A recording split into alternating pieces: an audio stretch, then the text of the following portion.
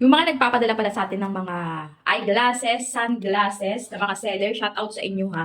Make it sure na yung mga pinapadala nyo sa atin ay talagang quality. Kasi beb, kung ano yung reviews, nakakalabasan ng produkto mo, yun mismo yung ipopost ko. Pasensyahan tayo, ha? For this one, eto, may lagayan. PU leather yung pinakalagayan niya. Ganito yung pinaka-appearance niya, nakalagay sa plastic. May papanyo na kasama.